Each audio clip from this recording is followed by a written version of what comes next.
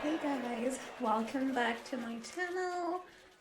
So the last time I was sharing with you guys my testimony, and the last thing that I mentioned was how I kept learning about Jesus through my mom and my grandma, who used to take us to church.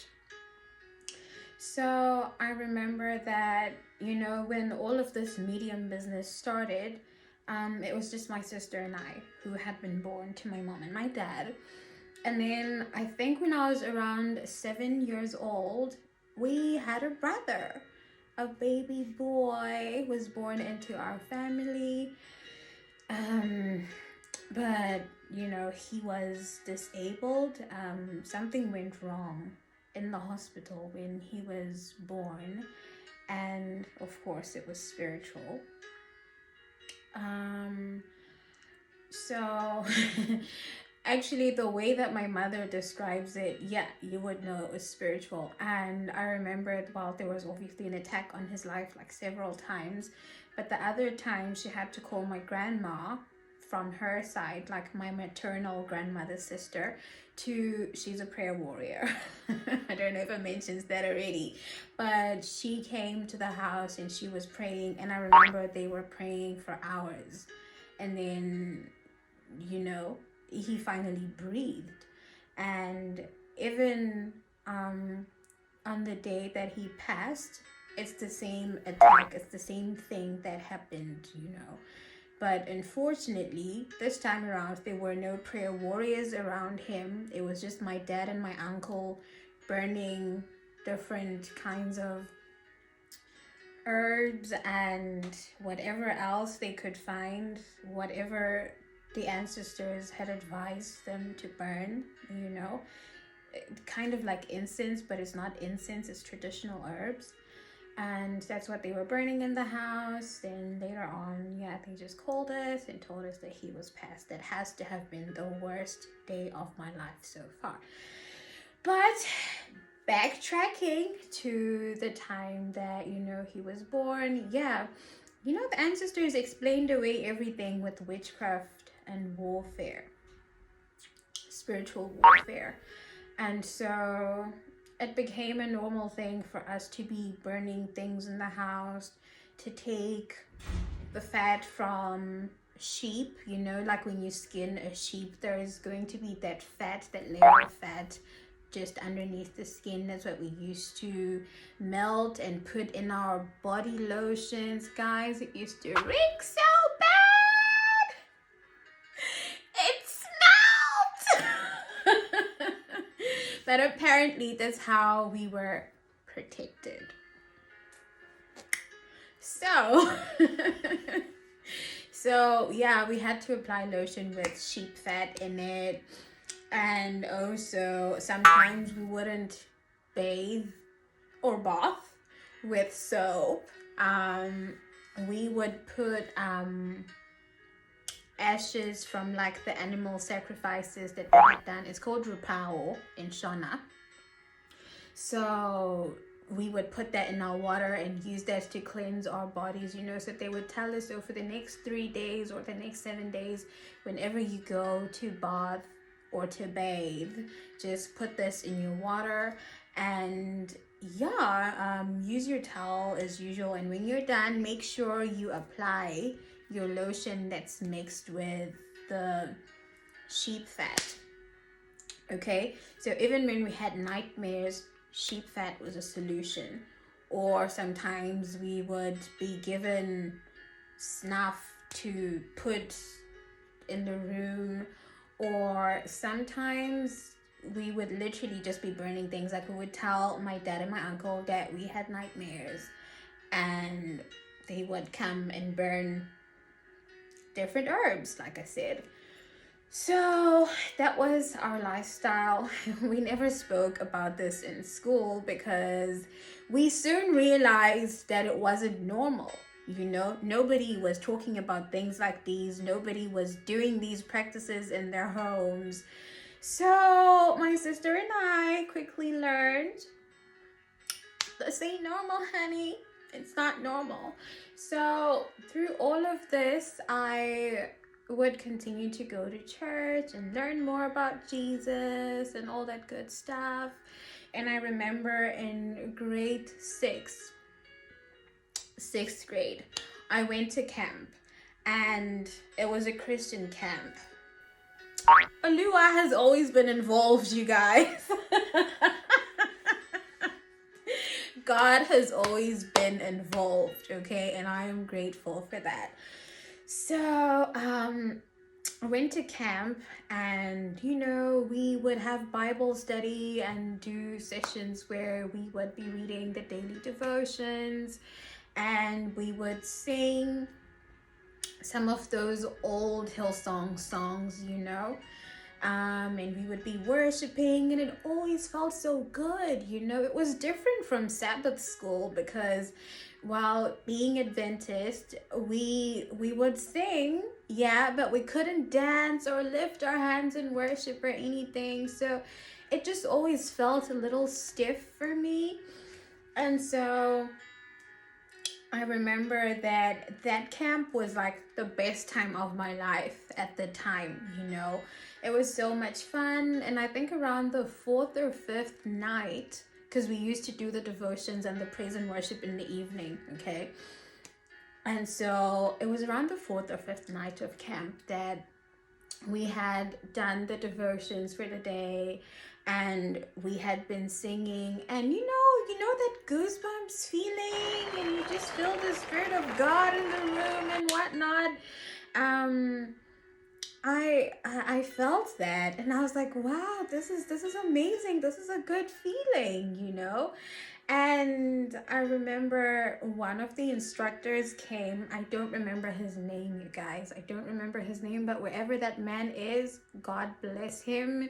If he is deceased, I pray that God blesses his family and all of his descendants. He came and he was like, if you haven't given your life to Christ and you would like to do that now, and make him the Lord of your life, just raise your hand and pray this prayer after me. So I raised my hand. In grade 6, I was 11 years old. Yeah. Raised my hand, praised the prayer, and he was like, congratulations, you just gave your lives to Christ, and now he is the Lord of your life. So you guys, I think the title of this part of my testimony is going to be how I became a medium, because that is what soon happened. Okay, not soon, but like eventually it happened. So I thank God for that night where I invited him into my life and I made him the Lord of my life. I made Yeshua, Jesus, the Lord of my life. Because, the word of God tells us in 2 Corinthians chapter 6, I think from like verses 14 to 16, it's talking about how light and darkness cannot dwell in the same place. So when I invited the Holy Spirit into my heart, that was the moment that saved me from everything that was to happen to me over the course of the next 10 years. So I went back home after that camp. I had my Bible, which my dad had bought for me during the 5th grade camp. So 6th grade camp came around and I just used that same Bible. And here's the thing. The ancestors never used to say that you can't go to church, you can't pray, They would be like, yes, pray, go to church, And they would even tell my dad that, he should send us over to my grandmother during the holidays so that we could go to church. Because my dad wasn't going to church. Here's the reason why he wasn't going to church. When the ancestors came, they gave him a couple of instructions, him and my uncle, on how to live their lives. So the two of them had to let their hair grow. Guys, they claimed that they were doing the Nazirite vow. I'm going to insert the scripture here so you can go and like read it for yourselves, you know. So while like Samson, you know, who never shaved his hair, from the moment that they became mediums, they were not allowed to cut their hair for any reason. Not to trim it, not to shave it off, not to cut it, nothing. None of that. So now the issue is, when you go and you read about the Nazarite vow, you guys, it gives you a couple of instructions on how these people were to live, i.e. you can't see the carcass or a dead body of an animal or a human being. So my dad and my uncle would go to funerals, but when the body was being brought into the house, as is the Shona custom, you know, so that people can be mourning and dancing and whatnot over the night, and then they go and bury their deceased. Whenever the body was being brought there, they wouldn't come.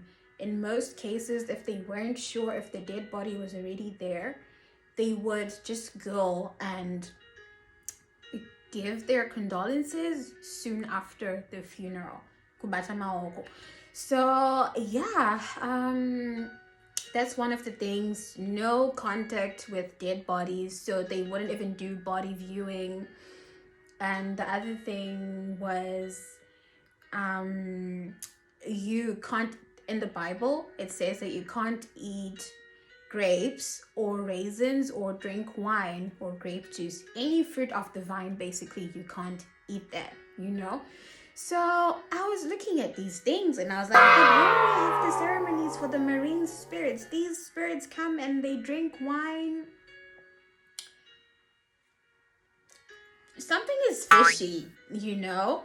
But this revelation only came to me, I think, sometime last year, when I really went and I read this thing. You guys, to this day, God keeps revealing to me some things that we did, and we thought that it was perfectly normal, but now he reveals the meanings of those things that we were doing. And I'm just forever grateful to God that, you know, he saved us and he got us out of that situation. So let me go back.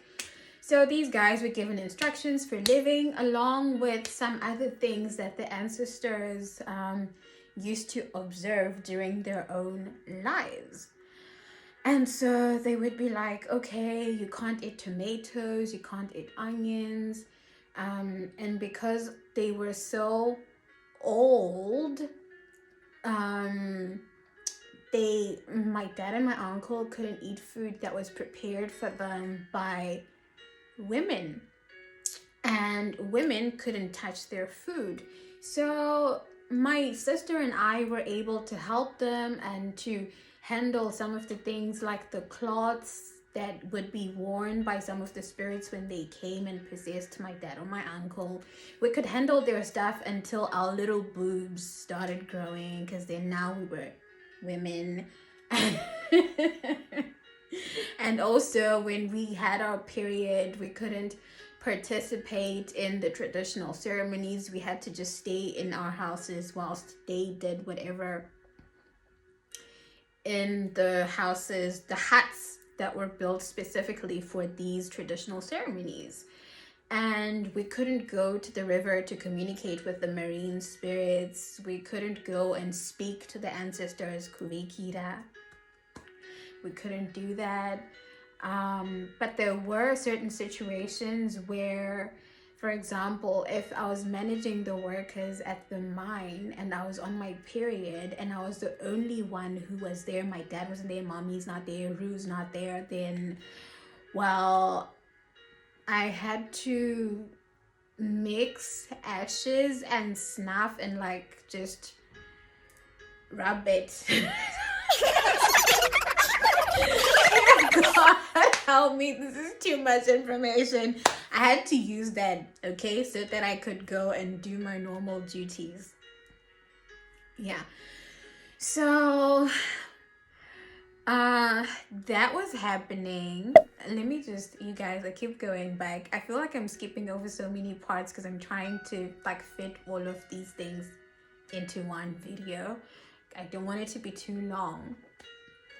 So, I feel like I already covered the part where my brother passed and he was buried at the farm. And that was one of the most difficult times of our lives, like everybody, you know. And I keep mentioning my dad and my uncle because that's who we were living with. My mother had been shunned from the family by these ancestors. Now I'm putting air quotes around like the ancestors because now I know they weren't really our ancestors. But anyway, they shunned my mom and basically orchestrated my dad and my mom's separation because she was disobedient and she was not submissive enough, you know.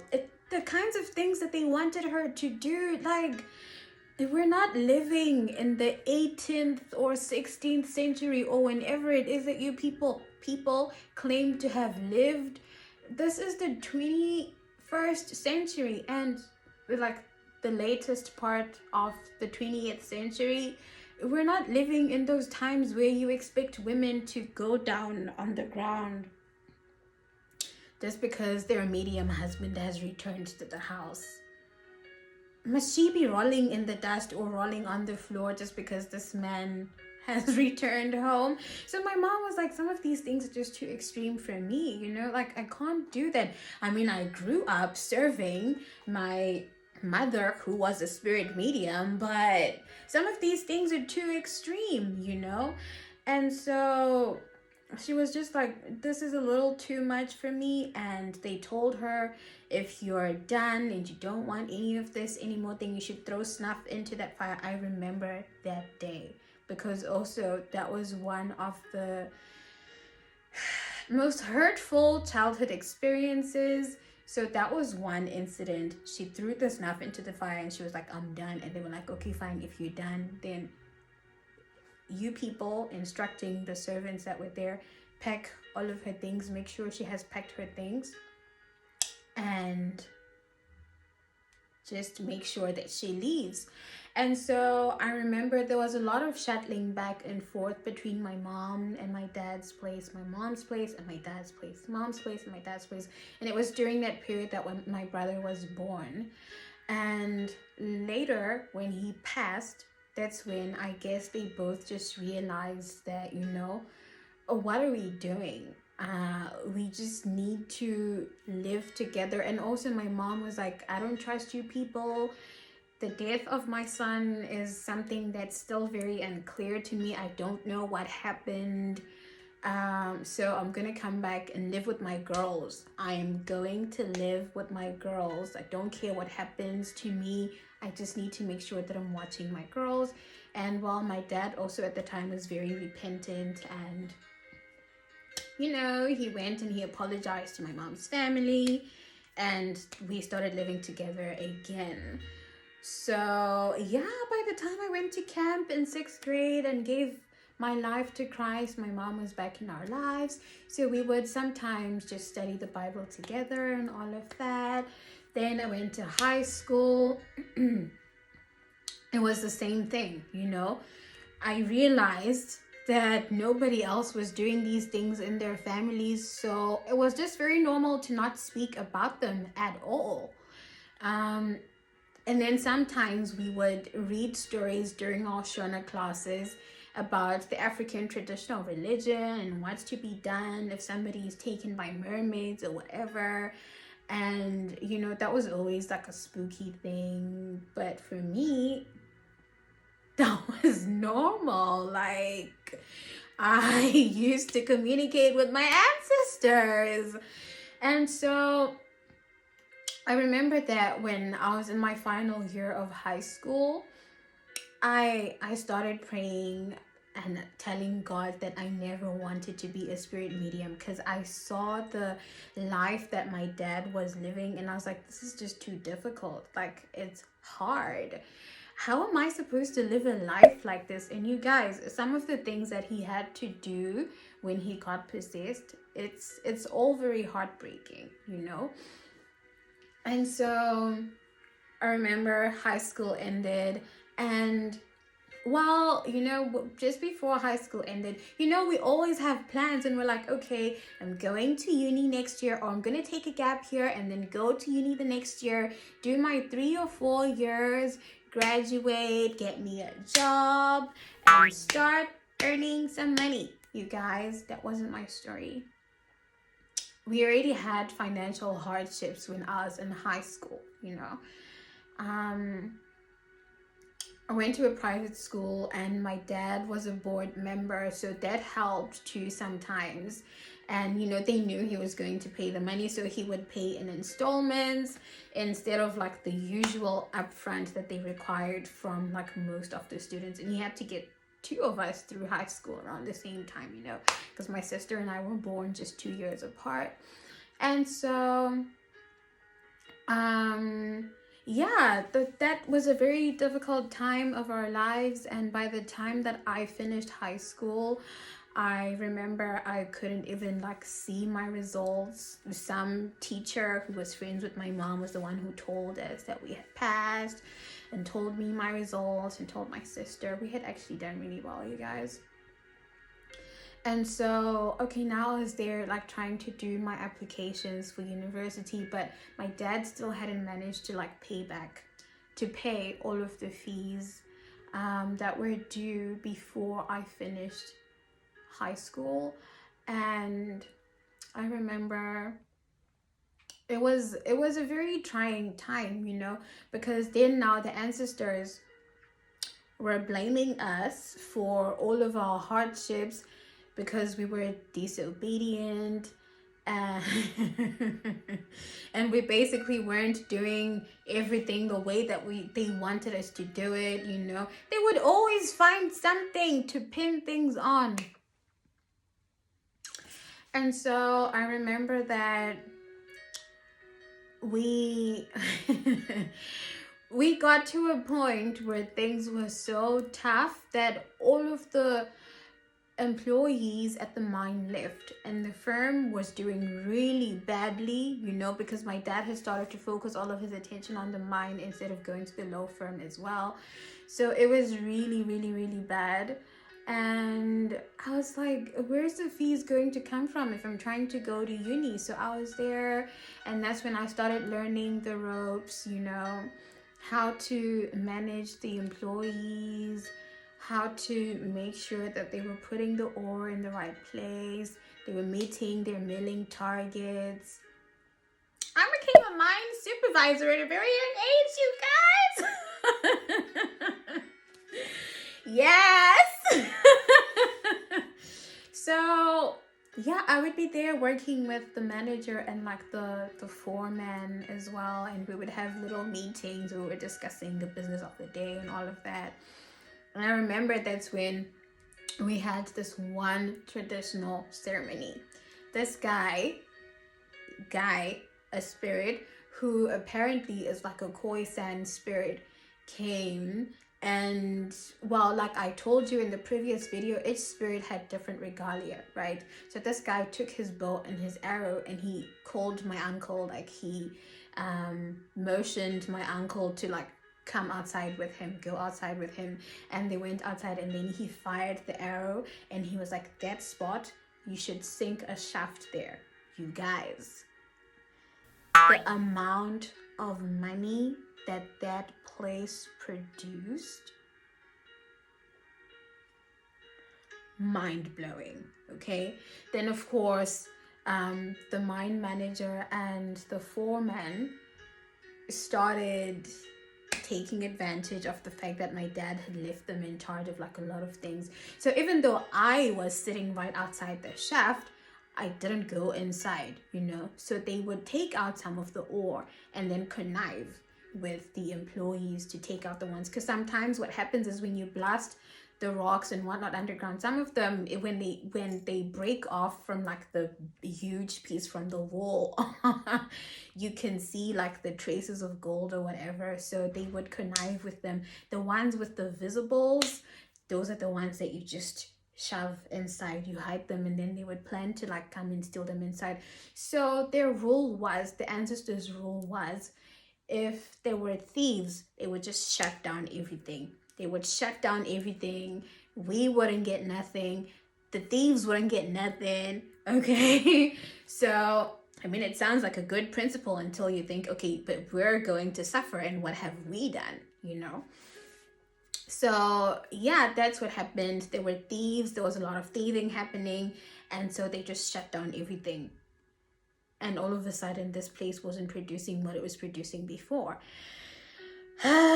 So that happened, and I was like, okay, well, there's definitely no way I'm going to school now. This was now my second year at home. Third year that I was at home before I went to school, I was like, God, I had been watching a lot of videos from TB Joshua on TV, and I had also just been listening to some gospel music, because at some point we were living with this cousin of mine, and he was such a godly man. You know, my sister and I used to make fun of him sometimes, especially when he would tell us that he wasn't going to eat any of the food that we brought to the house from our traditional ceremonies, which were all happening in the same large complex anyway. But he was like, you know what, I'm just gonna eat the food that I prepare for myself. And so we would laugh, and we were like, okay, you're not gonna eat what we have brought from the ceremony, but you're eating in this house. Don't you know that we dedicate everything to the ancestors? And that was always funny. Like, we just never got that part. But I guess to him it was a case of, God, you see that I have no choice. I am living in a house where they do this, but you know, like, I'm living for you. Excuse me. So yeah, we were living with my brother at some point, and so I started to learn some things from him, you know, just. And I remember during my second year of staying at home, I realized that every time we took food to him, not from the traditional ceremonies, he would be like, oh no, I'm not yet eating. And then he would come and eat in the house. So later on, my mom explained to me that he was doing this fast because the Zayoja church, apparently it's like a Zimbabwean church, they did a fast at the beginning of each year, you know, I don't know, for like 7 days or 10 days or 21 days, just depending on, I guess, how the spirit led you or whatever. So yeah, I did that, and I was like, okay, well, I want to do what my brother was doing, you know, during my third year of staying at home, like after I finished high school. I was like, no, this year something has to break. Something has to be different this year. And so during that time, I was, you know, listening to TB Joshua teaching, and also watching other people on TBN, you know, just giving sermons and teaching about God. So I was definitely growing and growing. And in high school, I used to go for this thing called Harvest. So it was like a students gathering, where we would come together and share the word of God and whatnot. That's when I first realized that I had spiritual gifts. And yeah, so I had been learning about God as well, even more when I was in high school. So even after I left, I would read my Bible and pray, but it's obviously nothing compared to what I do now. So I was like, no, as this year begins, things must be different. This was in 2015. As 2015 begins, I'm doing a fast. So I did a 10-day fast, and I used to break after 6 every day, and it was so easy for me to break after 6 every day because I would simply not go back to the house during lunchtime, you know. So I would be there supervising the workers from 6 or 7 a.m. in the morning. If I was blessed that day, it would be from 8, but it would usually be from around 6 a.m. 7 a.m. in the morning until quite late at night, you know. Sometimes we would be milling way past midnight or whatever. So by then my dad would have returned from the firm, and so he would take over around 7 8. He would be back. So then I would be relieved of my duties, and I would go home, shower again, and eat. So I was fasting, and then, you know, things had been dry at the mine up to that point because of the thieving that had happened before, you know, after that last traditional ceremony where that spirit went and fired his arrow, da da da da. Yeah. So things had been dry and super difficult for us. So, you guys, as I concluded my fast, my dad was just like, Nyasha, guess how much we got today? Then he told me the production for the day. I was like, huh? Hey, okay. God, I see you. I see you. And we just started getting bigger figures again, bigger figures. But I was just like, wow, God. Wow, God, you know? And so it was during that time that he managed to pay off all of our school fees, the arrears from high school. And also, hey guys, we're swimming in debt at the time. You know, the rural district council, we owed thousands of dollars.